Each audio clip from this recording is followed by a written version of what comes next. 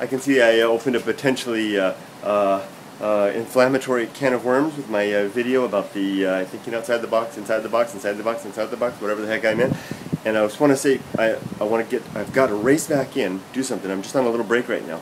Just got to say that what I said does not mean to indicate that it is no way a statement that the Japanese are not creative people, or that they do not have brilliant flashes of genius, or that there's not inspiration in this country. I believe that's a human quality that exists all around. The comment was more along the lines of what is allowed within the culture in terms of really not thinking but acting outside the norms of accepted behavior. And that's true in all cultures, but especially here in Japan, where the goal of people basically, and I was thinking about this further, the goal of many people is to be a worker bee. And I know that's possibly a more inflammatory statement, but it really is the case. People want to be like everybody else. They want to be within the norm, and even when faced with an organization that has a creative interest in mind, where their bottom line depends on creative talent, people are typically not willing to step outside the bounds of what is sanctioned in terms of behavior and ideas. They don't want to take risks. Well, no humans do, but especially in Japan, risk behavior is riskier than in other cultures. Whereas risk behavior in some cultures can be taken, and if you fail, we say, well, try again. But in Japan, if you fail, you've got basically a black mark on your record for good. And it's rare, and there are exceptions, of course, but for the most part, that's the case. So what I was trying to express by that was thinking outside.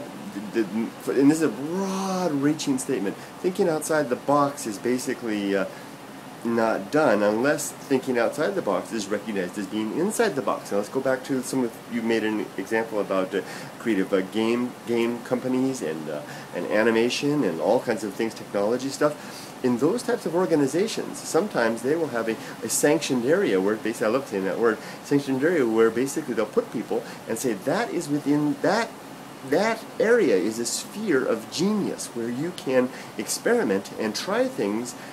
But it's kind of it's allowed in a way. My dad had a job for a while at TRW when I was a kid. I remember this. He worked at this place called the Lab. It was just like having something out of what was that called? That show that no, what was that? I can't remember. There was a weird X-Files. It was just like out of the X-Files. They had this big warehouse. I remember he took me there, and it was a big warehouse, and inside of the whole warehouse was empty except this little house that they had made in the middle, about like a 3-bedroom house in the middle.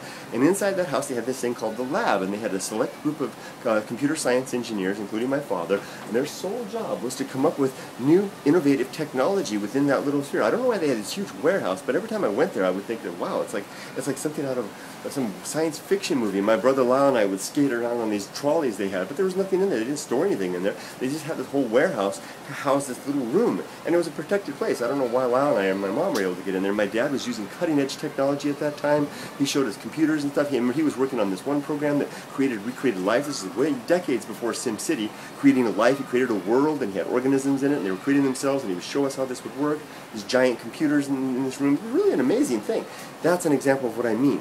TRW had basically, the company TRW had decided, we are going to have a select team that is going to be on the cutting edge, and we're going to create a little sphere, put them in it. They are within the box, operating outside the box. That's their job, is to operate outside the box, but by doing so in this method, they are within the box. Get it? Yeah, I don't mean to sound condescending and saying get it. I just know that even for me, I sound even more condescending saying even for me. I'm the guy that said it in the first place, so I should understand better. I should understand what I'm trying to say. Man, I just sound like I'm all over the place. I hope I've clarified what I said. I want to catch this before people start getting any ideas that I'm being critical of the Japanese in terms of not having creativity. They are abounding in creativity. It's just that where they are allowed to express it is more tightly controlled than in many other cultures. And when they are allowed to express it, wonderful things do happen, as we see with the industry cited previously. So there we go. I believe it's true that the Japanese, they all human beings think outside the box, but Japanese act outside the box, when acting outside the box is designated as being inside the box. I hope I've been clear.